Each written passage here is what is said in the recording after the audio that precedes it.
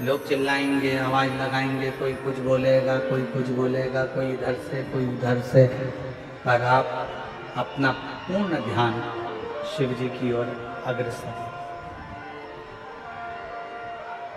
हर हर बोल बम का नारा है,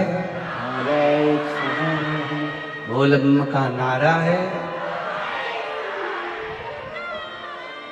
मिला मानव का देह, मिला मनुष्य का शरीर। अब इस शरीर में सबसे ज्यादा जरूरी है मानव देह में एक विश्वास का होना।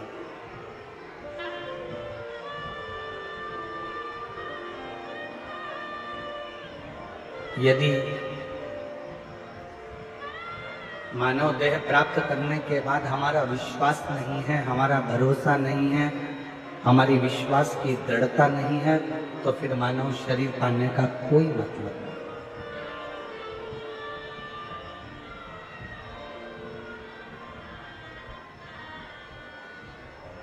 जो महापुराण की कथा में आप और हमने श्रवण किया पूर्व में, दक्ष प्रजापति ने एक स्वयंवर रखा और दक्ष प्रजापति को यह मालूम था कि माता सती शिवजी से स्नेह करती है।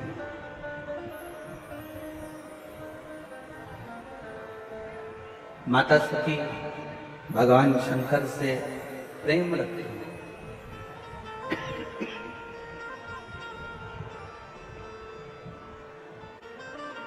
ये मालूम था, फिर भी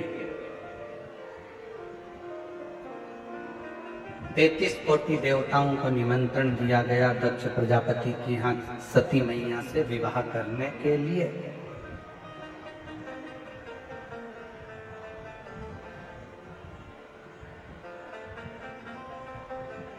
हर जगह पर पत्र भेजा गया कि सती का स्वयंवर है, मां सती का विवाह है, स्वयंवर है। जब हर जगह पर निमंत्रण भेजा गया तो फिर एक निमंत्रण शिव जी की यहां भी भेजना था।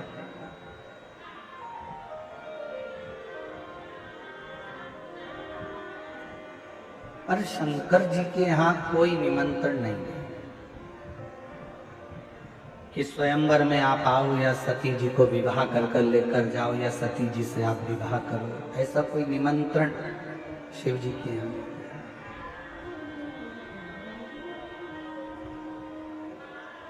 सवाल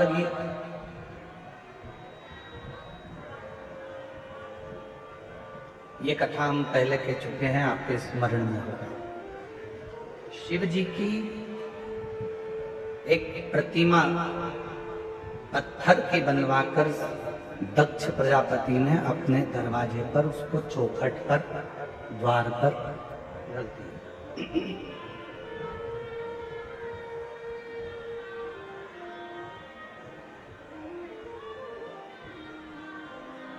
अब जो भी मंदिर में आ रहा है, जो भी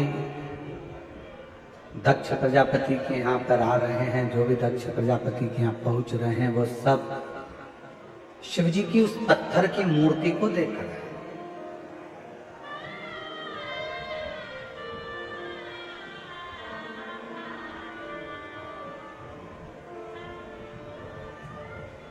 शिव मूर्ति का एक विधान बहुत अच्छा है।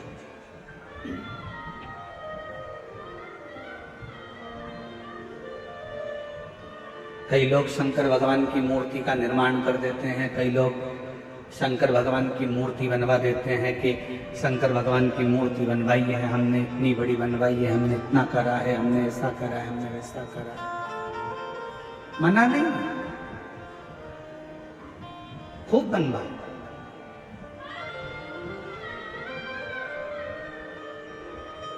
पर बनवाकर रखना ऐसी जगह पर जहां शिव भक्त उसका दर्शन कर लें, कोई भूल से भी अगर वहां से निकल कर जाए तो 2 अगरबत्ती लगा जाए, अगरबत्ती भी ना लगाए तो कम से कम एक बेलपत्र वहां पर कोई चढ़ाता होना चाहिए।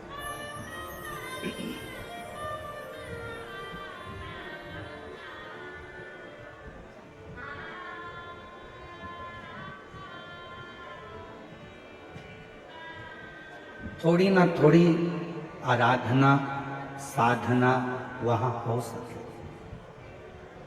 कुछ थोड़ी सी, ज्यादा हो ना हो उसका मतलब नहीं, पर थोड़ी बहुत साधना वहां हो सके।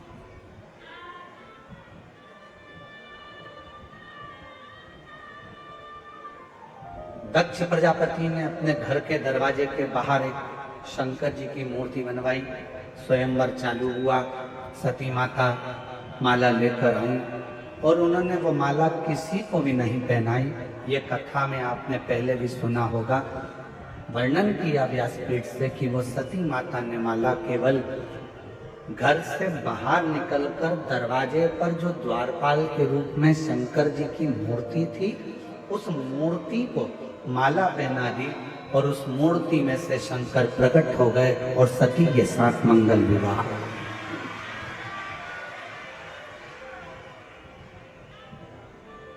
एक पाषाण की मूर्ति में से शिव प्रकट होकर अपनी भक्ति करने वाले को, अपने पर विश्वास करने वाले को भगवान शंकर स्वीकार कर लेते। भरोसा करने, भरोसा करा तो शिव ने उसको स्वीकार किया। अब यहां तक तो कथा आपने और हमने सुनी, पर इसके बाद विवाह होने के बाद जब माता सती ब्याह कर शिव जी के साथ जाने लगे,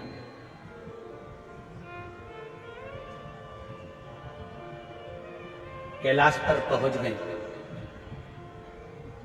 दक्ष प्रजापति के घर में कोई संपदा की कमी नहीं थी, उनके यहाँ कोई वैभव की कमी नहीं थी, कोई दौलत की कमी नहीं थी, कोई धन की कमी नहीं थी।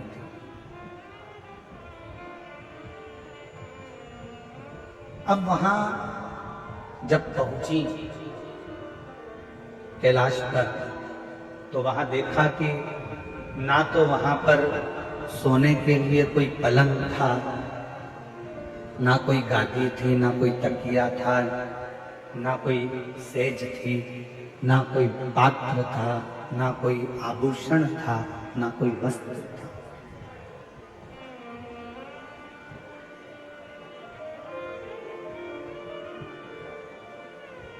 धर्मपत्नी का एक सबसे बड़ा लक्षण यह है,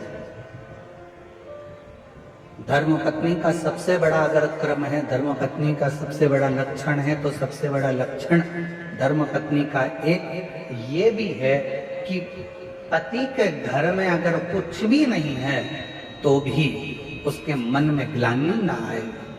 विवाह माता पिता ने करा है, विवाह हुआ है, जिसके साथ मैं विवाह कर कर जा रही हूँ, जिसके साथ मैं शादी कर कर जा रही हूँ, अगर मेरे देवाधिदेव महादेव मेरे साथ में है तो पत्नी को ये विश्वास होना चाहिए। सीधे हाथ पर बिठाओ मना नहीं, पर एक निवेदन जरूर है कि पत्नी भले सीधे हाथ पे बैठे चाहे उल्टे हाथ पर बैठे, पर इतना जरूर ध्यान रखना कि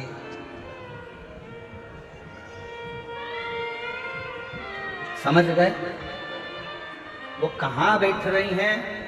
आपके राइट हैंड में बैठकर भगवान की भक्ति कर रही हैं, आपके लेफ्ट हैंड में बैठकर भगवान की आराधना कर रही हैं, मना नहीं है।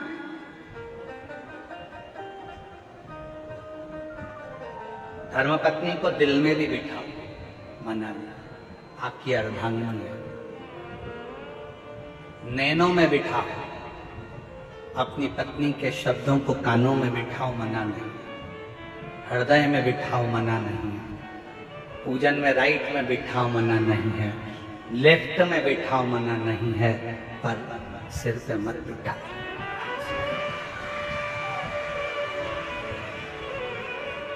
क्यों? सिर पर किसको बिठाना? पत्नी को दिल में और माता पिता की आज्ञा को सिर पर बिठाना चाहिए। पत्नी को कहाँ बिठाना चाहिए? दिल में। और माता पिता की जो आज्ञा है, माता पिता की जो आज्ञा है, उसको सिर ढारे करके सिरोधार। क्योंकि तुम्हारे माता पिता की आज्ञा जब तुम्हारे सिर पर आएगी तो तुम्हारे दिल में जो तुम्हारी धर्म पत्नी बैठी है उसके भी सिर पर तुम्हारे माता पिता की आज्ञा है, क्योंकि वो हृदय के अंदर है, मन में है, दिल में है तुम्हारे।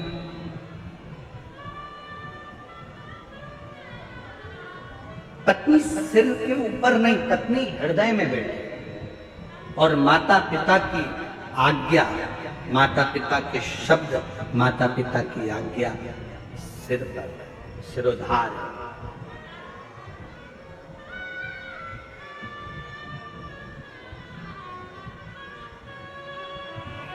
सती मैया ने देखा कि यहाँ पर कुछ भी नहीं है, सब बिखरा पड़ा है, ना तो यहाँ पर कोई सेज है, ना यहाँ कोई पलंग है, ना कोई गादी है, ना कोई तकिया है, ना कुछ है, ना कुछ है, पूरा। लक्ष्मण जी की प्रतीक्षा 14 वर्ष तक इंतजार करा है माओ ने। भरत जी ने 14 वर्ष तक इंतजार करा है भगवान राम का। कौशल्या जी 14 वर्ष इंतजार करती हैं भगवान राम का। माँ जानकी जी लंका के अंदर बैठकर इंतजार करती हैं भगवान राम का। माँ शबरी अम्बा बचपन से लेकर बुढ़ापे तक इंतजार करती हैं भगवान राम का। प्रतीक्षा, इंतजार।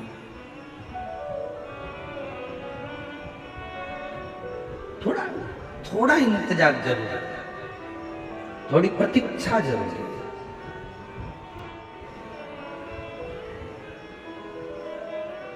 और फिर जब इंतजार समाप्त होता है, सामने हमारा परमात्मा खड़ा होता है, देवाधिदेव महादेव भगवान शिव खड़े होते हैं। जब हमारा देवाधिदेव महादेव, हमारा भगवान हमारे सामने होता है, तब एक सुख की अनुभूति होती है। आप में से कितने लोग हैं जिन्होंने रेल में सफर करा है? जो रेल में बैठे हैं, कभी भी बैठे हो, कभी भी हाथ उठाओ जरा। सब बैठे हो? रखना। स्टेशन गए हो? रेलवे स्टेशन, रेल में बैठने के लिए जम के तो बोलो। ठीक है, टिकट लिया?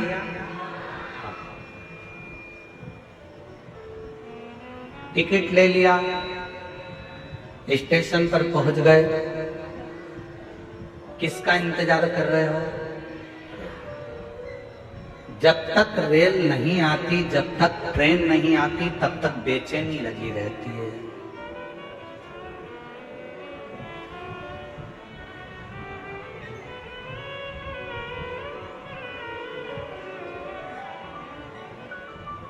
कोई सी भी आती है, आपको लगता है अपनी है। बोलो सही है कि गलत है? फिर इधर से निकल गई तो किसी ने कहा अरे इधर से थोड़ी ना आएगी, अपने को तो जाना इधर है, तो इधर से आए। अच्छा, हाँ, अब जितनी ट्रेन इधर से आ रही है उसका इंतजार हो रहा है, जो भी निकल रही है उसका इंतजार।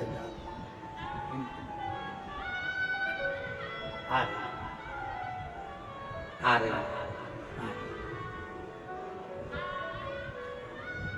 सामान संभाला, पोटली संभाली, आटेची संभाली, बच्चे संभाले, सब कुछ संभालते संभालते ट्रेन का इंतजार करती करती बाट जोती जोती इधर बच्चों को जल्दी आ गई। कितना टेंशन, टिकट लेके रखा है पर ट्रेन में जब तक बैठ नहीं गई तब टेंशन टेंशन टेंशन। जल्दी चढ़ो चढ़ो, ऊपर चढ़ो, लो सामान लो, अटैची लो, सामान लो। चढ़ गए? हाँ, पानी की बोतल करनी, फिर पानी की बोतल ली, जल्दी से पति से कहा चलो चलो चलो। और जो जाके सीट पर बैठी, बस बैठने के बाद बैग इधर, सामान उधर, बच्चे उधर, तब इतनी रिलैक्स, इतनी शांति कि ऐसा लग रहा है कि दुनिया का सारा खजाना मिल गया। एकदम शांति से बैठ गई, ट्रेन चल दी।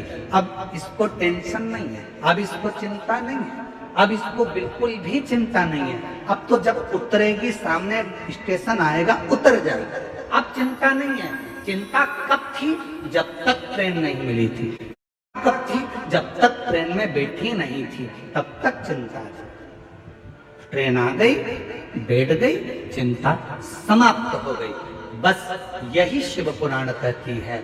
आप कब तक चिंता में हैं? जब तक आप शंकर भगवान के दरवाजे तक नहीं पहुंचे।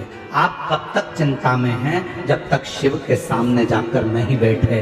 जो शंकर के द्वार पर पहुंच गया, महाकाल राजा के चरणों में पहुंच गया, जो मेरे विश्वनाथ के चरणों में पहुंच गया, जिसने भगवान शंकर की अविरल भक्ति को धारण कर लिया, बस शिव तत्व को जिसने अपने भीतर उतार लिया, फिर चिंता करने की जरूरत नहीं है। अब सौंप दिया इस जीवन का सब भार तुम्हारे।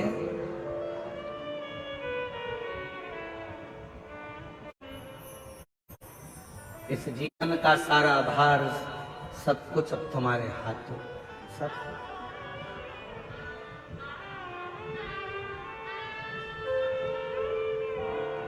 अब कोई चिंता, कोई विषय, कुछ नहीं, कोई बैठ गए ट्रेन के अंदर, चिंता छोड़ दी। बस ट्रेन नहीं आई थी तब तक चिंता थी, बैठी नहीं तब तक चिंता थी। जब आ गई, जब तुम शंकर की शरणागति में पहुंच गए और शंकर जी के सामने बैठ गए, फिर कोई चिंता नहीं, कोई चिंता। हम एक पत्र है, देखिए,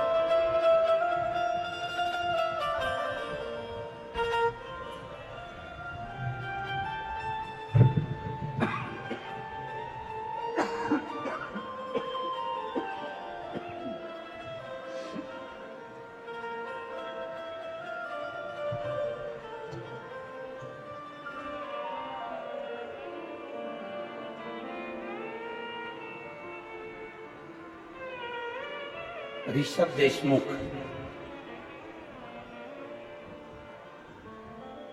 मेरा नाम प्रीति देशमुख है, पति जितेंद्र कुमार देशमुख है।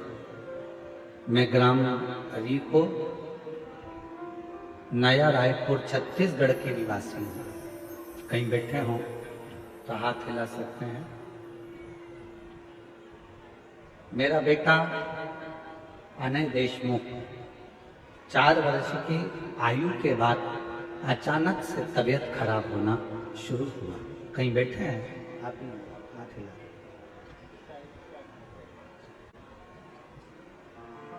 4 वर्ष की आयु के बाद में इसकी तबीयत खराब होना प्रारंभ हुई और अचानक तबीयत खराब होना शुरू हो गया। बच्चे को डॉक्टर को दिखाया तो डॉक्टर ने बच्चे को बहुत सारी न्यूरो बीमारी का लक्षण बताया और बोला कि छत्तीसगढ़ में इसका इलाज संभव नहीं है। बच्चे को हैदराबाद के बड़े हॉस्पिटल में रिफर कर दिया। एडमिट होते कि दूसरे दिन बच्चे का चलना फिरना, उठना बैठना, बोलना बात करना, आवाज आना बंद हो गया।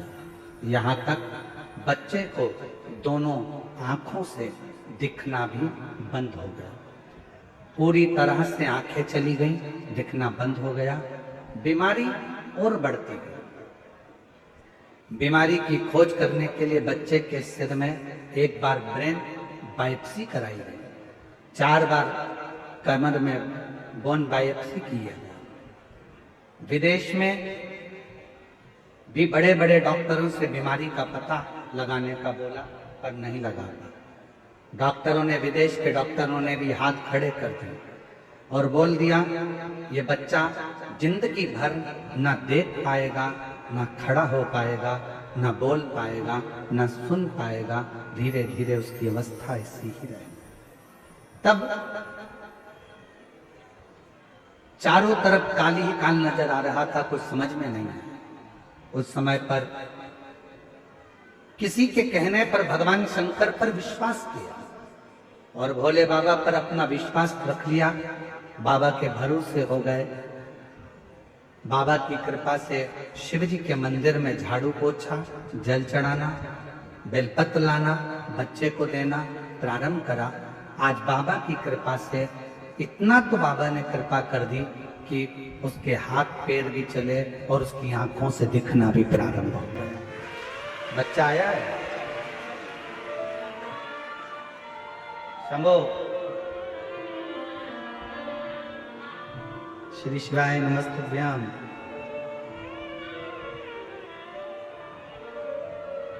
जिसकी आंखों से दिखना बंद हो गया था, पांव से चलना बंद हो गया था, हाथों का उठाना काम करना बंद हो गया था और ऐसी बीमारी लग गई कि जिसका इलाज किसी डॉक्टर के पास नहीं था। आज बाबा की कृपा से उसकी दोनों आंखों से दिखना प्रारंभ हुआ और पशुपति नाथ का व्रत करना प्रारंभ करा। सुनना, समझना फिर प्रारंभ हुआ। इसको झटके आना चालू हो गए थे, वो झटके आना भी बंद हो गया और इसको झटके बंद करने के लिए इंजेक्शन लगते थे, वो इंजेक्शन लगना भी इसके बंद हो गए। बाबा की कृपा से 2018 में जो बीमारी हुई थी, 2019, 20, 21 में हम बाबा के भरोसे चलते चलते आज बाबा की कृपा से उसको हर 15 दिन में महीने भर के लिए हॉस्पिटल रखना पड़ता था। अब वो भी बंद हो गया।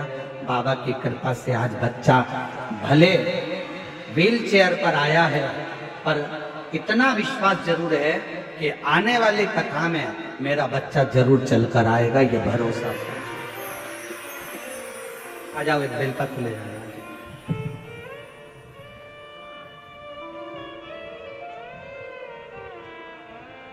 उसको भले रहने दो, ना लाते बने तो रहने दो। ले आओ।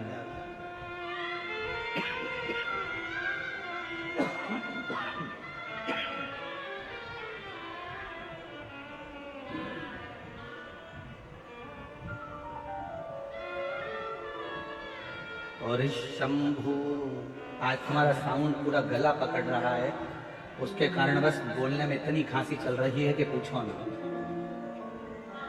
शंभु शरणे मांगो घड़ी रे घड़ी, दुख का से दिखना बंद हो गया था, हाथ पैर चलना बंद हो गए थे, पूरा शरीर शिथिल सा हो गया था। इस पत्र में उन्होंने लिखा कि आज भी डॉक्टरों को ये नहीं मिल रहा कि ये बीमारी कौन सी है,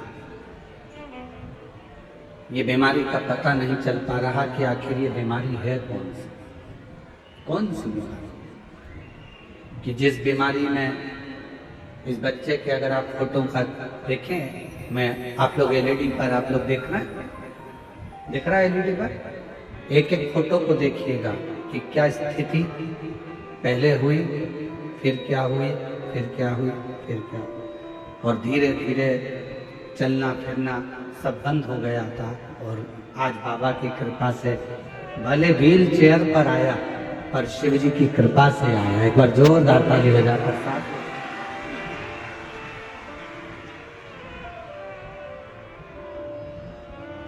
क्या पार्वती मैया के मन में एक भाव आया, माँ सती के हृदय चित्त में ये विचार आया। सती जी से कहा क्या,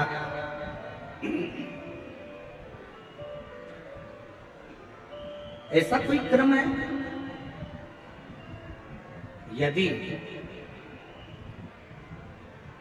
धर्म पत्नी अगर विचार कर ले, धर्म पत्नी अगर विचार करे तो कितना भी वीरान घर क्यों ना हो, कितना भी वीरान घर क्यों ना पड़ा हो, कितना भी बेकार कुछ क्यों ना हो, अगर धर्म पत्नी अगर विचार करे और पति का यदि उसको अच्छा संग मिले तो निश्चित है कि वो एक वीरान को भी स्वर्ग बना सकती है, एक वीरान को भी श्रेष्ठ बना सकती है। और जहां पर भरोसा होता है, विश्वास होता है, वहां शिव का निवास होता है।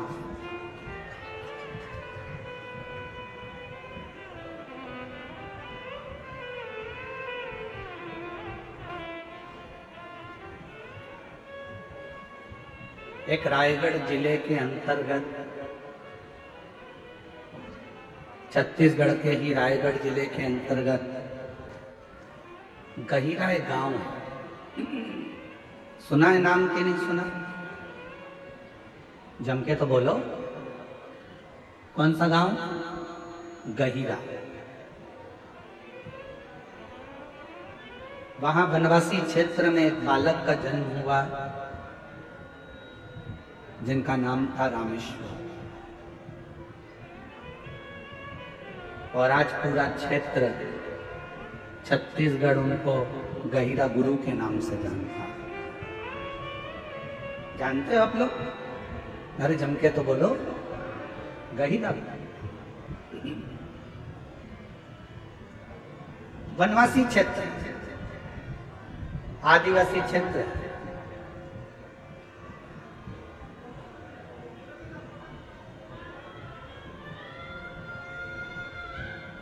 जब गहिरा गुरु का जन्म हुआ, रामेश्वर का, उस बालक का नाम था रामेश्वर। बालक का जन्म हुआ और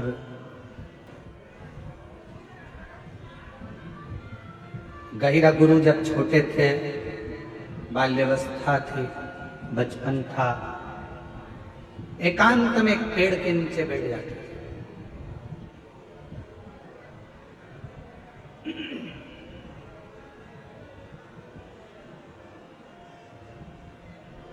कई बार उनसे पूछा गया कि तुम एकांत में बैठते हो, किसका भजन करते हो, किसको पूजते हो, किसको बुलाते हो, किसका स्मरण करते हो, किसको याद करते हो? पर गहिरा गुरु वो रामेश्वर बेटा कुछ नहीं।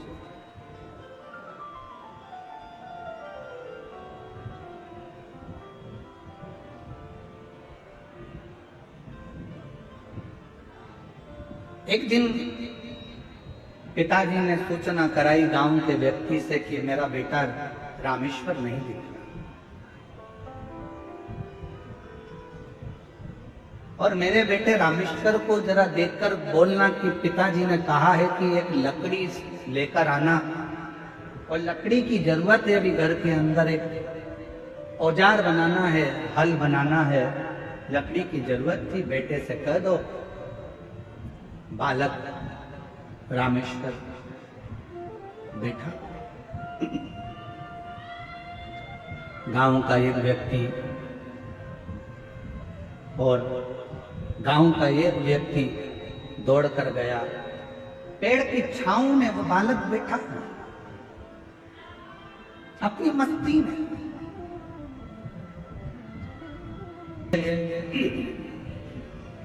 उम्र भी कम है, हाइट भी कम है, और लकड़ी लाया इतनी बड़ी उठाकर।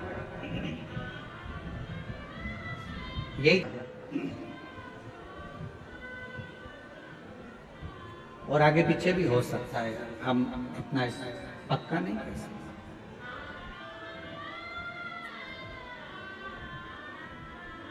कहते हैं कि बालक जिस लकड़ी को लाकर रखा था, पूरे गांव के लोगों ने उस लकड़ी को उठाना चाहा तो भी वो लकड़ी उठी नहीं, और बालक की उम्र मात्र 7 वर्ष की थी जिस लकड़ी के टुकड़े को लेकर। अब पिता को चिंता व्यापी, मेरे बेटे में ऐसा क्या है कि मेरा बेटा एक लकड़ी को उठा कर लिया है और पूरे गांव के लोगों से वो लकड़ी नहीं उठ रही है। चिंता व्यापने लगी उनको, चिंता लगने लगी। हुआ क्या, जब एकांत में बेटा बैठता था तब समझ में आया कि यह बेटा कोई साधारण नहीं था, भगवान शंकर का कोई अंश स्वरूप, शिव का भजन करने वाला प्रकट है।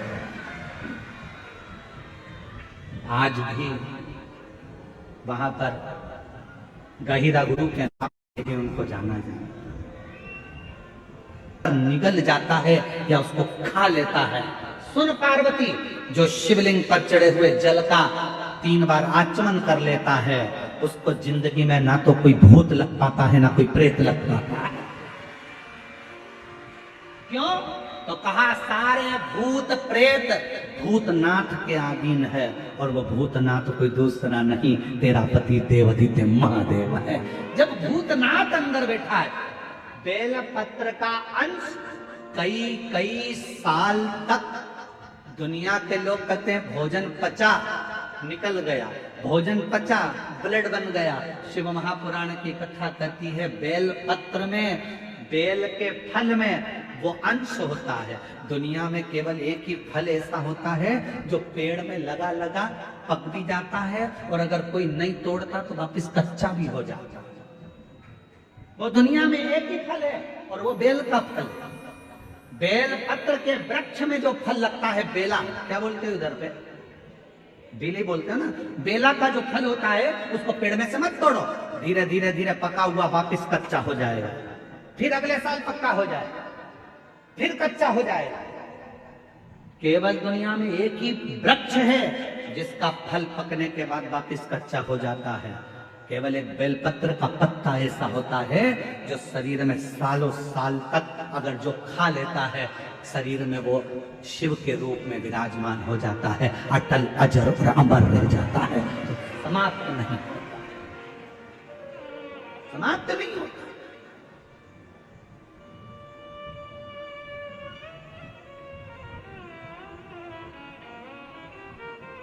जैसे भस्म की कोई एक्सपायर डेट नहीं होती, होती है क्या? अरे तुम के तो बोलो। तुम्हारे घर में लकड़ी जलाई, तुमने भस्म तैयार करी, चूल्हा जलाया, कंडा जलाया, गोबरी जलाई, और तुमने जो राख तैयार करी, कोई तुमसे पूछे राख कब एक्सपायर होगी? राख की, भभूति की, भस्म की कोई एक्सपायर डेट नहीं होती।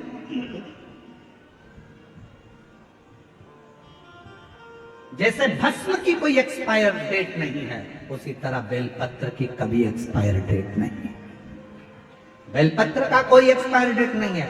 एक बेलपत्र को यदि आप 12 ज्योतिर्लिंग की यात्रा करने जा रहे हो, बेलपत्र को आप अपनी कॉपी में रखकर ले जा रहे हो, और बेलपत्र को तुमने खोला, भगवान महाकाल बाबा क्या पहुंच गए, काल अधिपति महाकालेश्वर बाबा को मेरी बेलपत्र समर्पित हो, चढ़ाई, वापिस उठा ली, चल दो, अगले ज्योतिर्लिंग फिर निकाली, मैं त्र्यंबकेश्वर बाबा को बेलपत्र समर्पित करता हूँ, वापिस रख ली, फिर चल दिए। 12 ज्योतिर्लिंग में एक बेलपत्र भी घर से लेकर गए हो, और वो बेलपत्र अगर आपने 12 ज्योतिर्लिंग को भी समर्पित करी है, तो मेरे शंकर ने ये नहीं कहा कि ये पुरानी है, क्योंकि अखंड अजर और अमर है, ये मेरी की अखंडता है। वो बेलपत्र कोई साधारण नहीं। जैसे सिर पर लगा हुआ त्रिपुंड का भस्म कभी एक्सपायर नहीं होता, उसी तरह शिव की बेलपत्र कभी एक्सपायर नहीं एक्सपायर।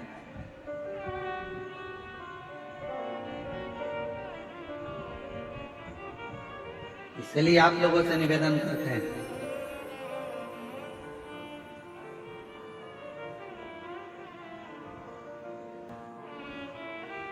दवाई एक्सपायर हो उसके पहले उसको खा लेना चाहिए, और तुम एक्सपायर हो उससे पहले श्री शिवाय नमस्तुभ्यं गा लेना चाहिए। मरने के पहले भगवान का नाम गा लो। मृत्यु के पर्यान परिवार वाले बैठकर कहेंगे शांति के लिए 2 मिनट का मौन धारण करो। सारे ऑफिसर होंगे लाइन से खड़े होंगे, 2 मिनट का मौन धारण करो। क्या होगा 2 मिनट का मौन धारण करने से? क्या आत्मा को शांति मिल जाएगी? नहीं। 2 मिनट का मौन धारण करने से आपको शांति मिल रही है, आत्मा को नहीं।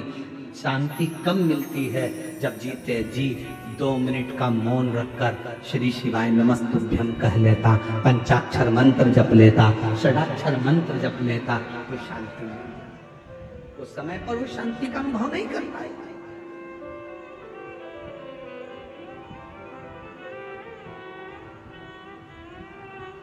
जो शांति का अनुभव चाहिए था वो ना कर पाए।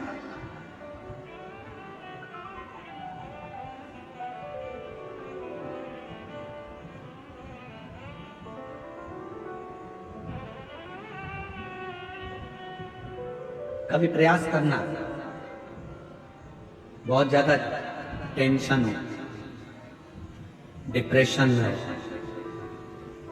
ऐसा लग रहा है कि मेरा तो सिर फटे जा रहा है चिंता के कारण, शिव मंदिर में जाना, शंकर जी को एक लोटा जल चढ़ाकर जो जल बहकर निकले उस जल में 3 उंगलियां भिंगाना और अपने मस्तक पर एकदम स्थिर होकर वो 3 उंगलियां अपने मस्तक पर तेजी से लगा लेना, दबा लेना और मंत्र का स्मरण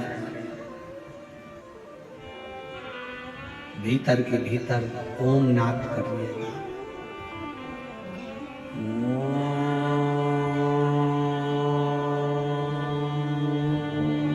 मौका दिया, अपना घर छोड़कर हम कथा के पंडाल में बैठे हैं, हमको ऐसा लगता है हमारे शंकर के पास, हमारे पिता के पास बैठे। शिव तत्व है।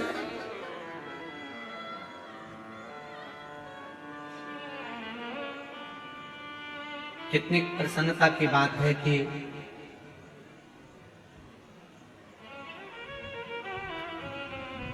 10 तारीख को गुरु पूर्णिमा होकर 11 तारीख से सावन लग जाए और श्रावण महीने में अब की बार, पिछले साल तो पूरा सावन 1 महीना छत्तीसगढ़ को मिला था, पर अब की बार सावन में 2 कथा छत्तीसगढ़ को मिली है। एक कथा 12 जुलाई से 18 जुलाई तक श्रावण के महीने में कोरबा छत्तीसगढ़ में होगी और दूसरी कथा 30 जुलाई से 5 अगस्त तक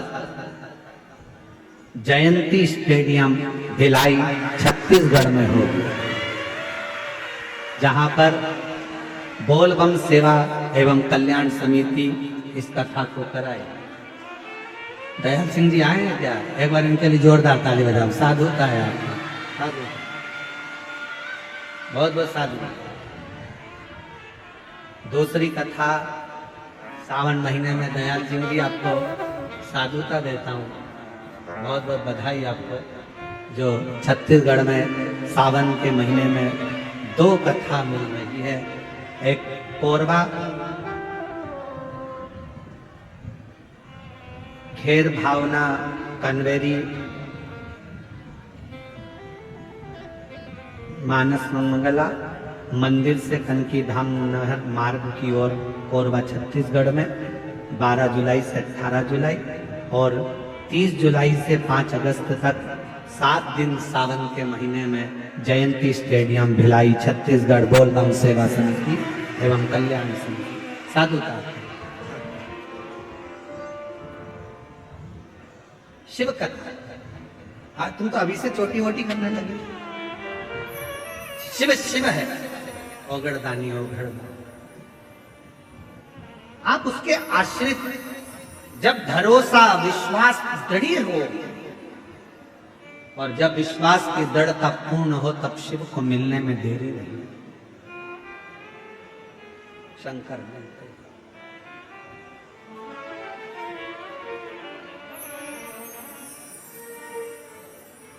शिव को मिलने में देरी नहीं। हमारे बीच में श्री नारायण वाले महाराज जी पधारे हैं, एक बार जोरदार ताली बजाकर उनका स्वागत करें। अभिनंदन। इधर से, इधर है रास्ता, इधर से। महाराज जी का बड़ा प्रेम है, प्रत्येक कथा में शबरी नारायण वाले महाराज जी यहाँ पधारते हैं। शिव महापुराण की कथा वर्णन करते हैं। सती माता का विश्वास जब राम जी की परीक्षा का समय आया तब टूट गया।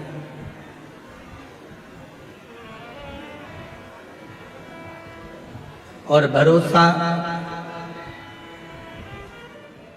जब टूटता है तो फिर दूरी बन जाती है। दूरी कब बनती है? जब विश्वास टूटा। पति पत्नी का विश्वास है, आपस में भरोसा है, टूट गया, दूरी हो गई। गुरु शिष्य का विश्वास है, टूट गया, दूरी। भाई भाई का विश्वास है, भरोसा है, टूट गया। अच्छा, कथा करवाने वाले यजमान परिवार जी जो है, देशमुख परिवार, सरयू देशमुख जी और ये रुपेश देशमुख परिवार, इन लोगों ने सोचा था कि नहर जो बहेगी उसके एक साइड में कथा हो जाएगी और बाकी के नहर के दूसरी साइड दूसरा काम हो जाएगा। पर आज अगर ड्रोन के साथ अगर आप लोग देख रहे होंगे टीवी पर या आस्था चैनल पर, तो नहर के इस साइड भी और नहर के उस साइड भी दोनों तरफ भक्त ही भक्त शंकर के भरे पड़े, दोनों ऐसी अपार छत्तीसगढ़ में तो नहीं देखने को मिला। महाराष्ट्र में जरूर एक तो देखा, परंतु छत्तीसगढ़ में जो नजारा आज देखने को मिल रहा है, भूत होना भविष्य से ये नजारा शायद कभी मिले ऐसा। और हम तो बाबा के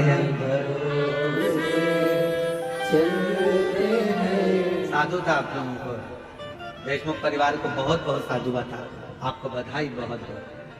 और इसमें दिनेश साहू जी का भी बड़ा सपोर्ट मिला है, आप लोगों को बहुत सहयोग उनका भी बहुत रहा।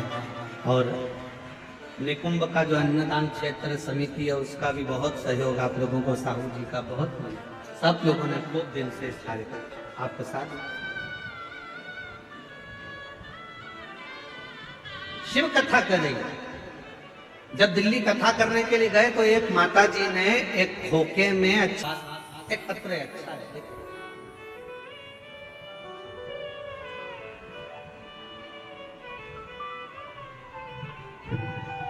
मैं नीलम साहू पति श्रीमान हेमंत कुमार साहू, बरसन टोला, डोंगर गांव, जिला राजनांदगांव, छत्तीसगढ़ से कहीं बैठी हो तो बेलपत्र लेने के लिए आ सकते हैं। गुरुदेव, एक लोटे जल और पंडाल में बैठकर कथा सुनने की महिमा का वर्णन करना चाहता हूं। मेरे बेटा जो कई बार एग्जाम दिया पर 1-2 नंबर से फेल हो जाता था, फिर मैंने अपने बेटे को सलाह दी कि भगवान भोलेनाथ के मंदिर में 1 लोटा जल चढ़ा, भगवान भोलेनाथ तेरी मनोकामना पूर्ण करेंगे। मैंने अपने बेटे को कावड़ भरने के लिए सीहोर भेज दिया।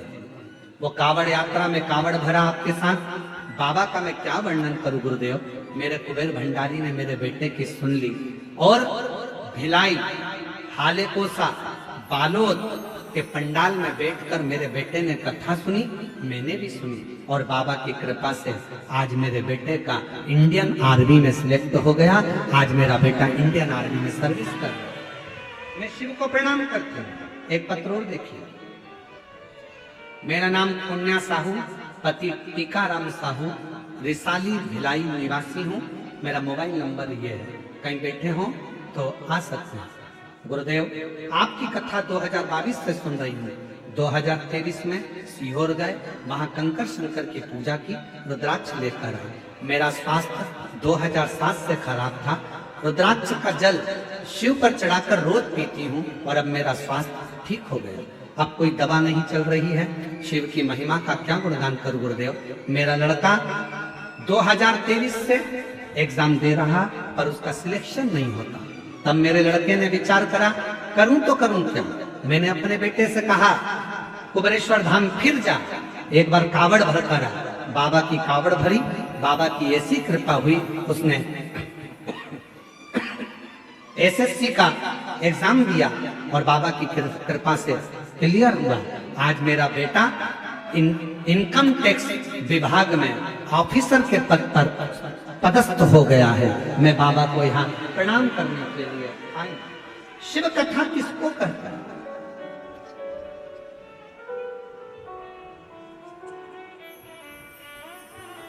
एक पत्र और है, देखिए। मेरा नाम कुमारी बाई साहू, इंद्रासन साहू, ये तो शायद यही है।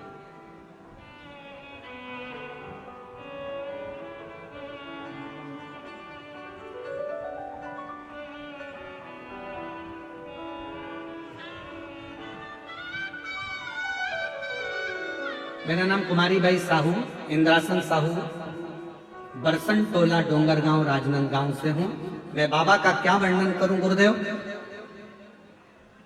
मैंने भिलाई के पंडाल में कथा श्रवण करी थी और बाबा की कृपा से आज मेरे बेटे विजेंद्र साहू का सिलेक्शन CISF में हो गया है। मैं बाबा को यहाँ प्रणाम करने के लिए आई हूं। शिव कथा भगवान शंकर का नाम स्मरण, भगवान शंकर पर किया गया भरोसा विश्वास कभी टूटता ना, कभी नहीं। और आप जब विश्वास के साथ उसको भजते हो तो वो झोली भरता है।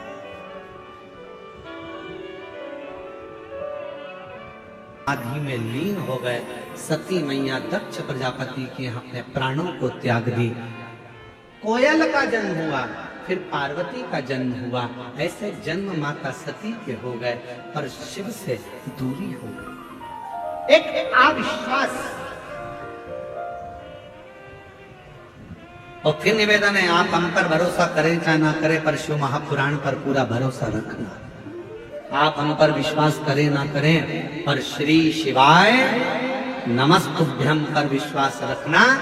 अगर श्री शिवाय नमस्तुभ्यम तुम्हारे घर के दरवाजे पर चिपका है, श्री शिवाय नमस्तुभ्यम तुम्हारे घर के दरवाजे पर लगा है, श्री शिवाय नमस्तुभ्यम तुम्हारी गाड़ी में, ऑटो में, वाहन में लगा है, श्री शिवाय नमस्तुभ्यम अगर तुम जप रहे हो तो दुनिया में किसी की सामर्थ्यता नहीं है कि तुम्हारा बाल बांका हो जाए। शंकर को नमन करो। शिव शिव।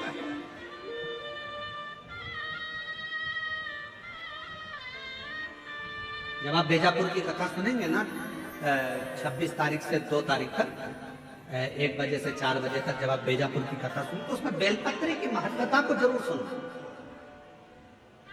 और जितने शिव भक्त इस कथा को सुन रहे हैं, आपसे निवेदन है 26 तारीख को जो बीजापुर में कथा होगी, 26 जून से 2 जुलाई तक, उसको जरूर सुने 1 बजे से 4 बजे। उसमें बेलपत्री का एक बेलपत्र के वृक्ष के तने में, जड़ में, बेलपत्र की जड़ के चंदन में, बेलपत्र के पत्र में क्या क्या फल प्राप्त हो सकता है, ये हमको मालूम।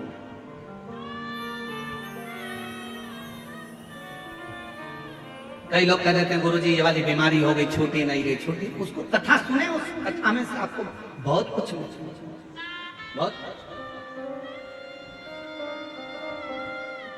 शिव कथा कर रही है। अविश्वास माता सती का हो गया। और कभी कभी होता है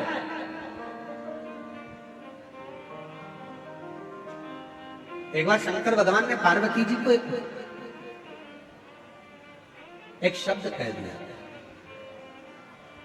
ए पार्वती, मैंने देखा है तुम मुझे बाल्यावस्था से भजती हो,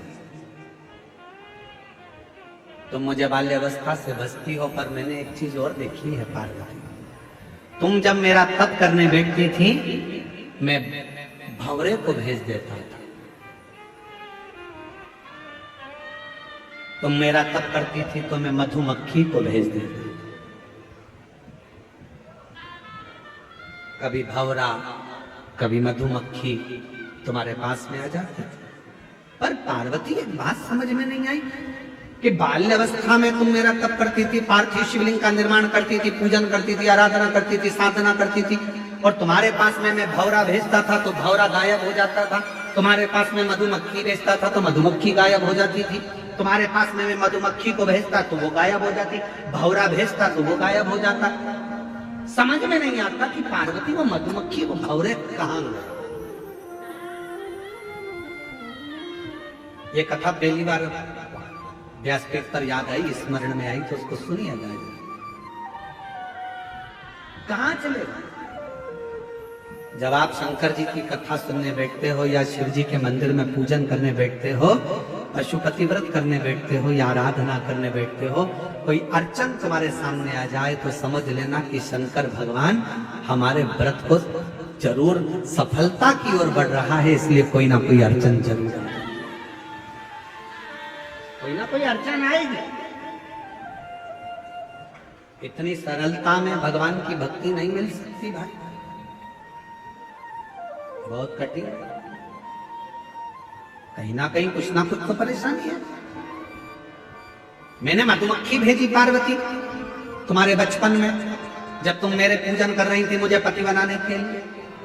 और भजन में आता है गौरनी पार्वती का अविश्वास शिव से दूरी बना। पार्वती मैया तो शिव जी कह रहे हैं मैंने तेरे लिए भंवरा भेजा, मक्खी भेजी, जिससे तू तप साधना को छोड़ दे, थोड़ा डिग जाए तू।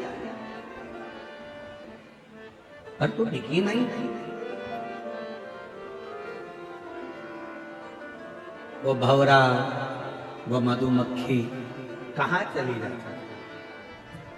पार्वती जी कहती हैं एक दिन जब आएगा ऐसा तो मैं जरूर बताऊंगी कि वो भंवरा, वो मक्खी कहां जा रही, किस जगह, कहां। आप लोगों को मालूम होगा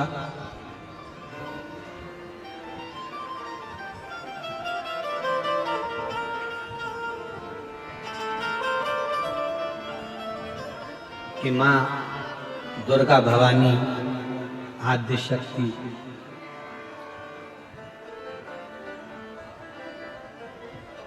मां पार्वती जी, मां दुर्गा का एक नाम ब्राह्मणी देवी, मां ब्राह्मणी। और ये कथा थोड़ी विस्तार से है, कल इसको अपन जो कल विराम की कथा होगी सुबह 8 बजे से 11 बजे तक, उसमें मां ब्राह्मणी देवी की कथा को थोड़ा सा लेंगे, स्मरण उसको सुनेंगे कि शिवजी पार्वती जी से कह रहे हैं मैंने तेरे लिए मक्खी भेजी, भंवर भेजे, वो जाते कहां रह जाते। और पार्वती जी उसने अपना पूरा वृत्तांत वर्णन पूरा, उसको सुनेंगे कल की कथा।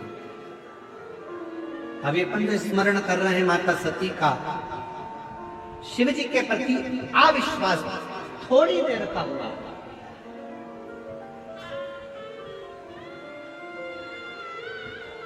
और वो थोड़ी देर का अविश्वास सती और शिव को, माता सती को और भगवान शंकर को दूर कर दिया।